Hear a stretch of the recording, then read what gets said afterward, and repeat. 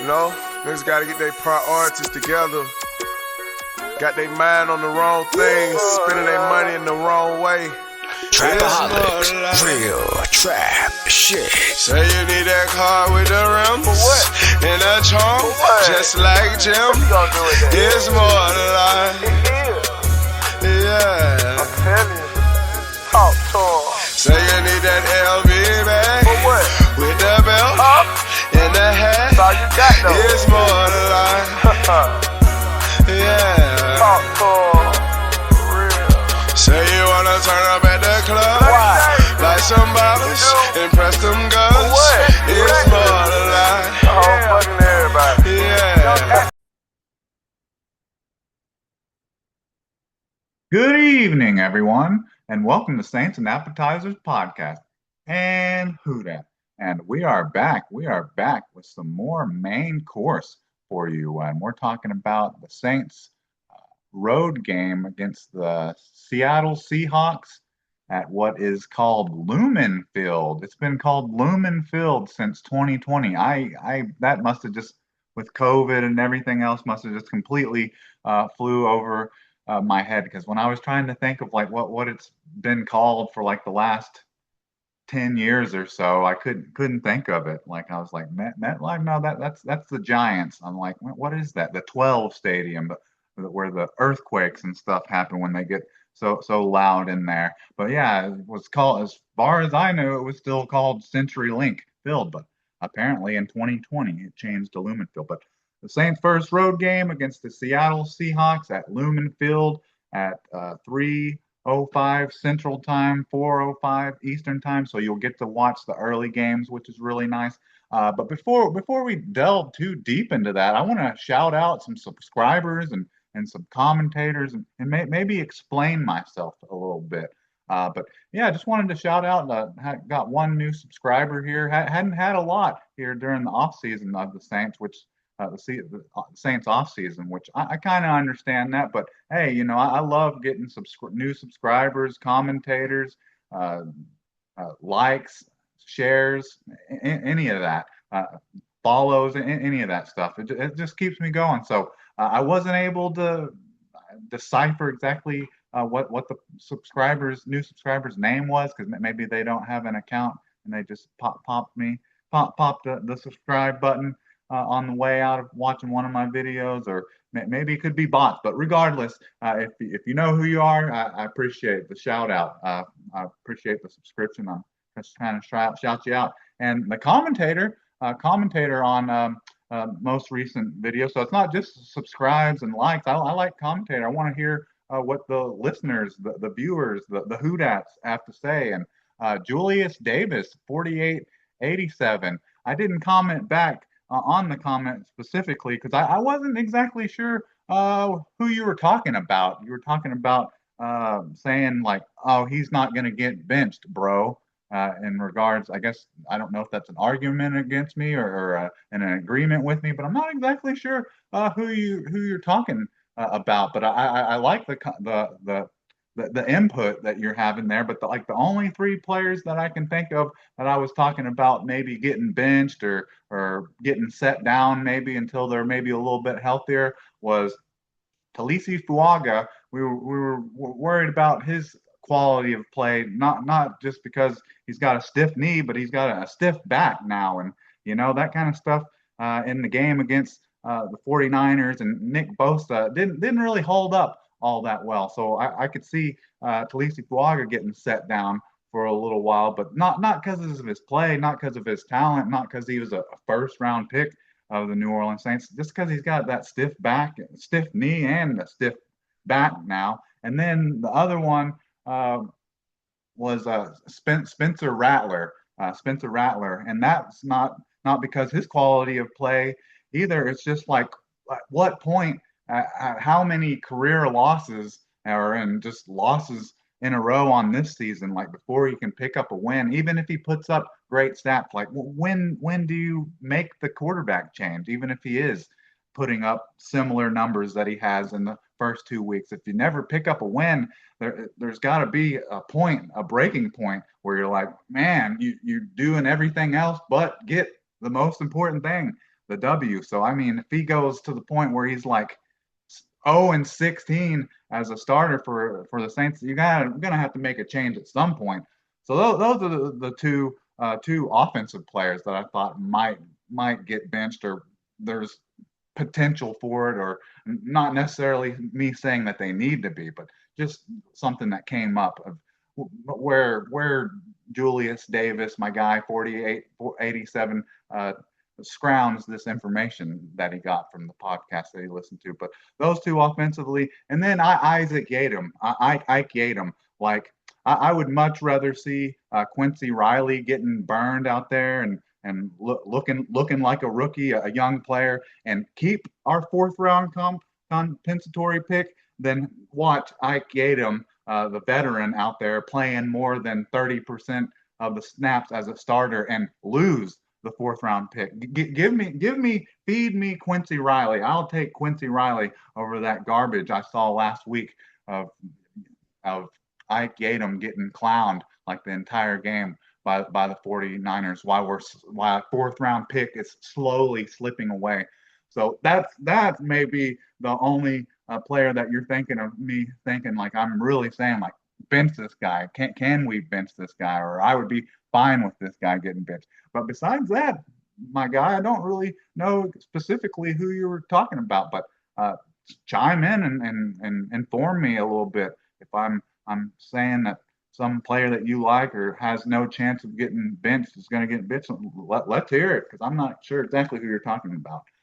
But anyway, so that's enough of the new subscribers and the commentators. You know, the fans, the listeners, the hootouts. That's what keeps me going. So just feed me more, and just like the opening of this podcast, I'll give you shout outs and I'll give you my opinion if you got some striking comment that needs to be addressed. But anyways, let's move on to this game against the Saints versus the Seattle Seahawks at Lumen Field, which is Sunday, September 21st at 3:05 Central or 3:05 Eastern time p.m., which I love. I love that the Saints get to have a game. You know, that game yesterday, Thursday against the Bills and the Dolphins. Like I thought that was going to be an absolute poop game, but it ended up being a great game. So I got to watch that with like no stress or worries. But then get to watch first week the early games on Sunday without having to worry or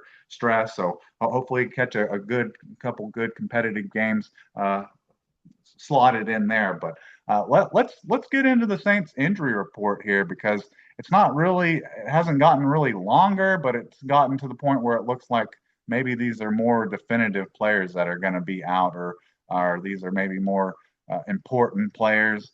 But the Seahawks, I mean, man, they have a pretty long injury report as well, and has a couple starters on there on the defense. So it's kind of like the opposite of what the 49ers were, where they were just decimated on offense. There's a chance if these two secondary players for the Seahawks miss, that they'll be kind of like the defensive version of what the 49ers offense looked like last week. But we can only, don't pray or wish for injuries, but man, to just make it equal, even it up a little bit, because we know the Saints always have some type of injury. So really, really disappointing coming into this week now that the Saints missed their opportunity to actually beat a team that was actually more injured than them. But let's get into this, because I think I'm getting a little ahead of ourselves, because I'm not waiting for the 3 o'clock, 4 o'clock, or however late it is. It's like maybe 5 o'clock. Yeah, more like 5 o'clock in Central Time when the final injury reports come out in Seattle, out there in Washington on the West Coast. So we're just getting into this now, and I think we kind of know a definitive of some of the Saints players, even though I don't think the full list has come out yet, but I think they've labeled what their game status is. So can I get a menu? And so going to the Saints injury reports first, we have tackle Talisi Fuaga who we've known about. That's something that we've dealt with since the since like the fourth quarter of week one.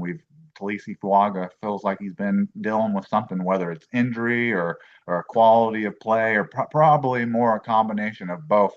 But he didn't practice Wednesday or Thursday, and because his game status is listed as questionable, I'm assuming he was limited Friday, or the Saints may have not really even actually practiced Friday because that's like that's when they had to travel on Thursday. So he's listed as questionable.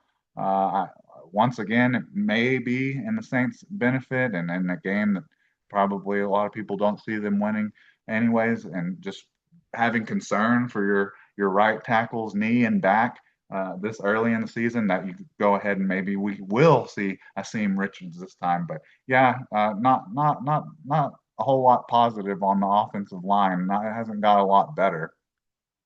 And then a real bad one that's concerning me, that it's turf toe or something real bad, is Dylan Radunz dealing with a toe injury. They didn't say specifically yet if it's turf toe or anything like that. They just said it's a toe injury, but it was bad enough to the point by Thursday they were already ruling him out of the game, and he didn't travel with the team. So that sounds like that must be a pretty bad injury for you to not travel, or they're not wanting to keep you off your feet or keep you in an air cast or walking boot or something. So yeah, that's not great. So yeah. So he's your left guard, Dylan Radons. He's been your backup left guard depth piece in place of Trevor Penning while he's been out all year. So yeah, the offensive line just taking more hits, and just not even depth piece. Well, it is a depth piece, but it's the depth piece at this point in the season. They're already a starter. But yeah, let's move on. So now we have a defensive end, Chase Young, calf, didn't practice Wednesday, didn't practice Thursday, and I imagine he didn't practice Friday because he's listed as out already. But he did travel with the team, so I don't know if that's a positive, or if that means there's some type of improvement in his injury or not. But hey, to see the light at the tunnel for Chase Young's comeback would be really nice after they told us no, hell no, it's not serious. But this calf tightness going into missing your going on to missing your third game of the season, that seems pretty serious to me. But so yeah, that's annoying. Even though the Saints lead the league, or at least tied for the league in sacks, but they're like tied for like the lead in sacks, but like are down near the bottom in pressures. And that's what we're missing from Chase Young. Like Chase Young last year was one of the top defenders in the league in pressures and almost sacks. He just was never ever really able to finish the play. We only had what, like five and a half sacks last year. But yeah, we're really missing those pressures and almost sacks from Chase Young, and picking up all those third and mediums and third and long, getting them in the position of defense that we want, like the perfect position, and then just gagging it up. And then wide receiver Trey Palmer, kind of a sneaky one because he's a practice squad player, but he must have got hurt practicing on the practice squad, or practicing with the real starters. But Trey Palmer, wide receiver, who the Saints were able to steal away off of waivers from the Buccaneers, has a hamstring injury. He was limited Wednesday, but then it popped up that it must have flared up to where he didn't practice Thursday. And then I'm guessing he's either limited or he still may be DNP, but he's listed as questionable, even though, I mean, he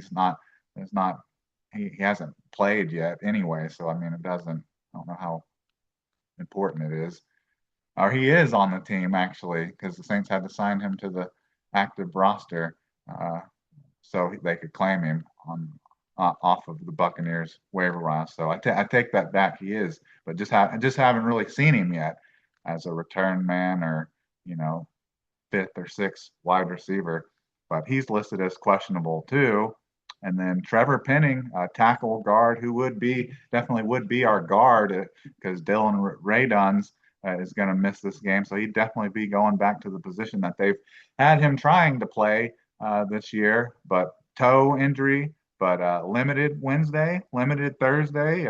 Imagine he's limited Friday, traveling with the team, and he's listed as questionable. And I've seen some people saying like it's a true, like real questionable, like it's 50-50. Like there's a good 50% chance that we may get to see Trevor Penning. And I mean, good timing with him coming back and Dylan Radon's going right out. And then wide receiver popped up, another one that just kind of popped up on Thursday. It seemed like everything was fine, and must have got shook up a little bit, got a bruised hip or something on Thursday. Wide receiver Devon Bailey, hip, practiced Wednesday, was limited Thursday, and I imagine he's on here for game status as limited. So even if the Saints even practice on Friday, will be limited for him as well. So I mean, not a super long list of injuries, but it's all like majority of them are starters. All but well, I mean, all of them besides Devon Bailey and Trey Palmer are starters because I mean, Dylan Radons was the starter the first 2 weeks, and then I mean, even with Devon Bailey as like your third, fourth wide receiver option. I mean, he caught a touchdown last year, but hopefully these hopefully these questionable listings, hopefully they start kind of towards Saturday and towards the start of the game on Sunday. Hopefully they start kind of leaning a little bit more towards probable would be kind of nice. All right, now then on to the Seattle Seahawks injury report. A little bit longer, but about the same. The information will have to kind of come out a little bit about two of these starters from their secondary. Like if these two guys miss, then I would say it's pretty even. Then not same position squads of either team, but definitely a big hit to their talent and their defense, their secondary. If these two guys miss, and be a big help for Spencer Rattler and Saints receivers not to have to deal with these and go up against these guys. But let's get into the Seahawks injury report here.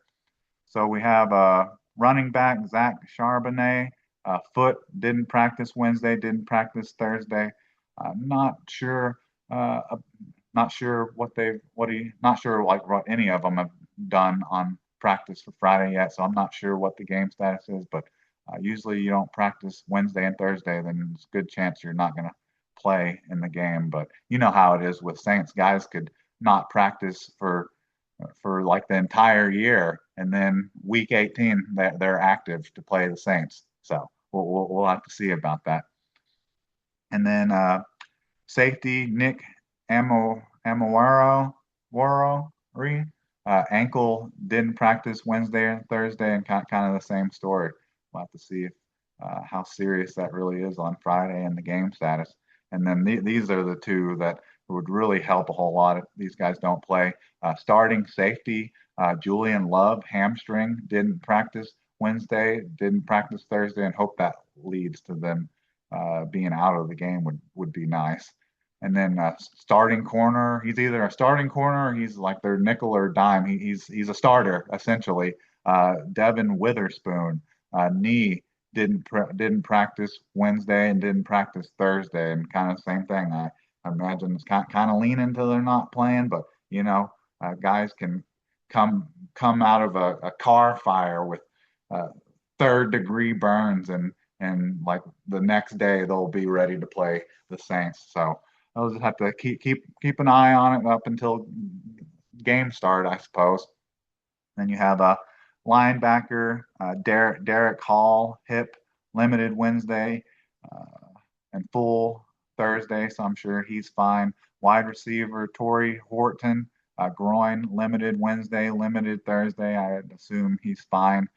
Cornerback Josh Jacoby, that's another player that's a starter or heavy snaps and rotation in the Seattle secondary. So their secondary is pretty beat up with multiple safeties on the injury report, and multiple corners, but he's dealing with a knee injury. He was limited Wednesday and full on Thursday, so I imagine he'd be fine. But still, with the Seahawks secondary so beat up, I would still imagine it's probably a good thing to keep an eye on. And then you have linebacker Ernest Jones, shoulder, limited Wednesday, full Thursday, assume he's fine. And then tackle Abraham Lucas, elbow, limited Wednesday, and then full Thursday. And I would assume he's fine. So very similar, a lot of talent, a lot of starters.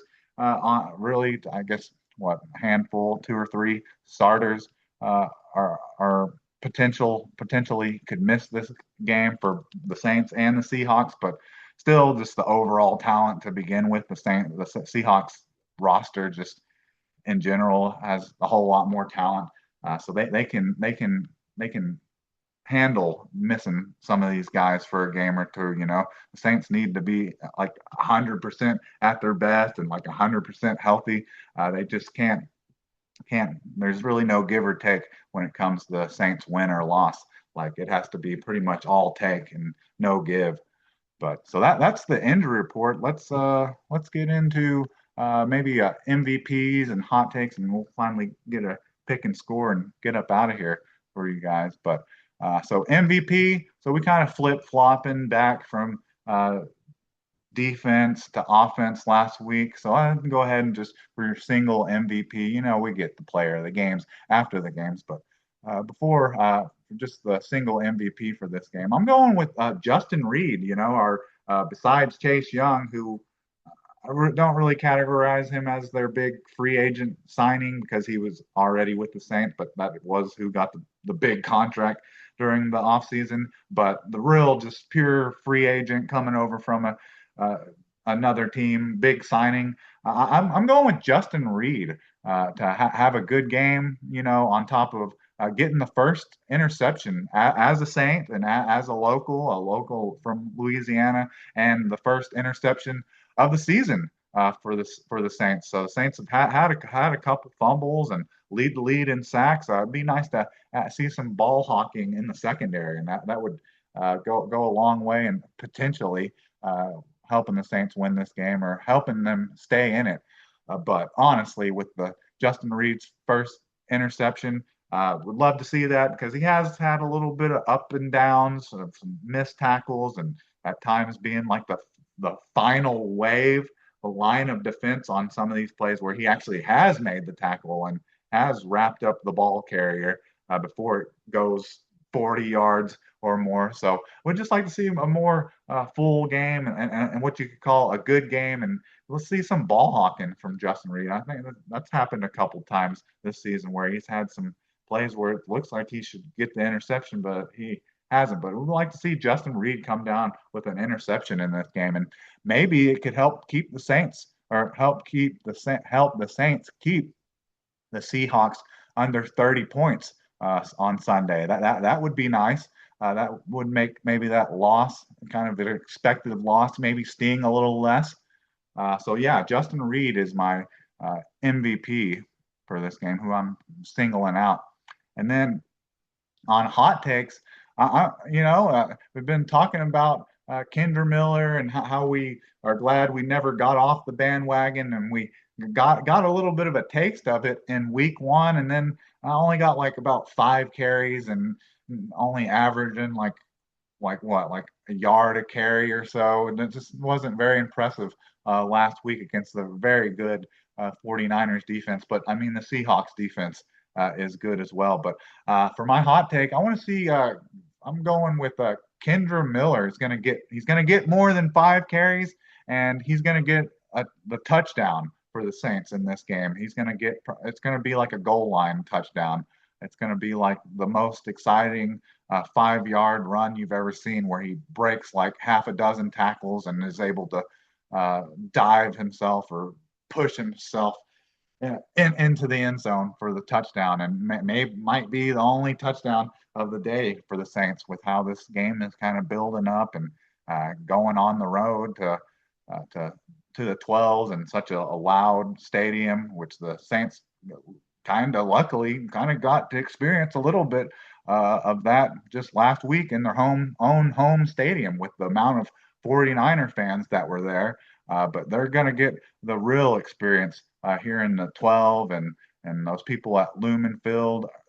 See if they can register on the Richter scale and see if this young, inexperienced rookie head coach Saints team can handle that.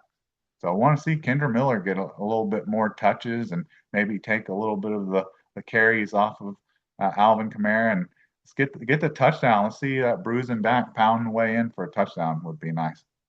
And then the other one is Blake Groupie. I don't know if this is going to end up leading to having to make some calls to Charlie Smith or make some calls to some other veteran kickers, but Groupie, his woes are going to continue in this game of missed field goals. But the positive is he's going to attempt a 40 or under chip shot field goal, and he's actually going to make it in this game, unlike these past two games where he's missed like a 37 and a 38-yard field goal. So if he gets that opportunity in this game, he's going to make it. But still possibly in a situation where the Saints are maybe kind of still in the game, he's still gonna miss a 50-yarder. So he's still gonna have a miss in every game to start these three games of this season. So those are my hot takes. Nothing too wild, but definitely very well could see those happening. I definitely would not like to see that happen with Groupie, but man, it just doesn't feel like it. It feels like he's got the yips or something. You just see him after he misses one, he just seems so down, and don't see too many teammates trying to console him or anything. So I don't know if that means they like Charlie Smith more or what, but if he misses another field goal, whether it's a garbage time field goal or what, I definitely I would think would definitely turn the heat up quite a lot on Groupie and the potential of him losing his job momentarily. Maybe he can get his head on right or head straight, kind of like what the Falcons have done with Young Ho-Koo. Like they've gone to another kicker, but Young Ho-Koo is still on the team, but he's just been since the Dan Rizzi field goal misses that he had against the Saints. It's like Young Ho-Koo hasn't been right since. But yeah, might have a field goal or some points missed opportunities because of some missed field goals from Blake Groupie. And then pick and score. I think you kind of maybe have been able to do the math and have kind of added up the amount of points I see the Saints scoring in this game. I see. So obviously the 7-yard, the 7 points, the touchdown from Kendra Miller, and feel that Blake Groupie will at least be able to make a chip shot in this game. So I'm giving the Saints 10 points, but I'm giving the Seahawks 28. So I'm picking the Seahawks to win this 28-10. I was really kind of surprised last week that it was so early in the season that I'd actually picked the Saints to win, but that was just due to all the injuries. But I can't see where the Saints and this young team, rookie head coach team can go on the road at one of the loudest stadiums in the NFL and pull out a victory or even look respectable. But I feel if they can get 28-10, then it will be respectable, and we'll get the interception from Justin Reed to maybe keep it at least under 30 points. But this is how I kind of see the game kind of playing out. I think the Saints are going to come out fast, kind of like they did with the first 15, 20 plays against the 49ers last week. But just like in that scenario, they're not going to score any points. So that's going to just kind of kill you as a Saints fan that they look good. They're moving up and down the field. But of course, on one of the drives where they actually got in Seahawks territory, Groupie's going to miss a field goal. So the Saints aren't going to score any points in the first half. And the Seahawks showing us a running game, really a first time we're actually facing a team that has really kind of a real notable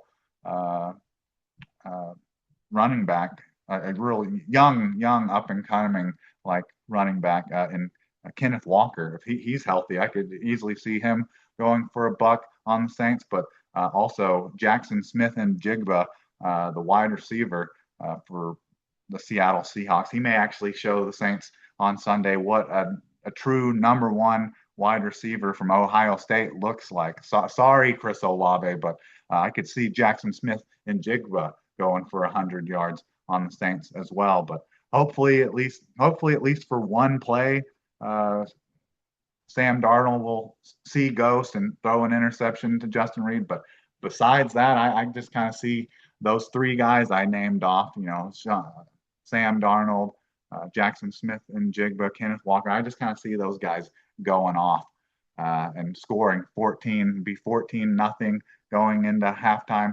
But it'll give the Saints a little bit of light to where they score a touchdown early in the second half and cut it to 14-7. And then the Saints defense actually stands up and will give the Saints a couple opportunities where it looks like they're in an opportunity to maybe at least add a field goal or tie with a touchdown, but just won't be able to do it. And the Seahawks score another 14 in the second half, kind of after the Saints kick a field goal to maybe cut it to 14-7, but then the ass kind of falls out of what the Saints got going, and the Seahawks score another touchdown late in the third and in the fourth quarter to make it for a Seattle Seahawks win 28-10. So yeah, that's a lot there. Definitely, we're making these picks.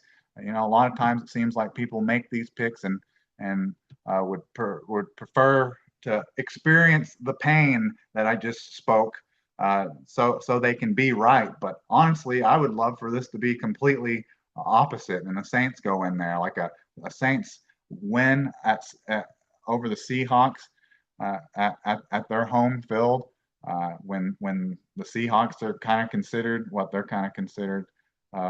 Definitely a team that's got potential and could definitely, if Sam Darnold continues to play kind of like he did with the Vikings last year, like they're easily a playoff team. So if the Saints can go in there and get a victory and knock off any team, like just the Saints winning any team, I'm usually always pulling for like the underdog. So if the Saints can be the underdog and I'm a fan of them, and they're like what, a 7.5 point underdog, going in there and getting the win, and just I don't know if I'd like it more if it was a blowout or if it was a heartbreaker. I think it would be more fun for it to be like a heartbreaker, like have it where the Seahawks have the Saints like in a third and short situation, and Kendra Miller goes off for like his own beast run that kind of puts the nail in the coffin, like the Saints experienced in the 2010 playoffs. But anyways, I think that's about all I have for you. I'm ready for this game, and I just want to mention it again. I'm really, with how this season's gone, I'm really happy that this is an evening game, so I can watch the early game. So that really makes me happy, and I've been able to get over these losses and bad experiences that I've had with the Saints this year, just because it's kind of been expected. So it's been nice, really, watching these other teams, because there for a long time, when the Saints were good and expected to be good, hell, they lose on Sunday or lose during the week. I didn't even want to watch any other team playing. So that's not an issue now, watching these other teams play, besides college kind of always being like this, really having no connection to them. It's been a joy, but I think the Saints winning, having a winning season or making the playoffs would be a lot more enjoyable. But anyways, I think that's about all I have for you. So who dat? And can I get a check, please?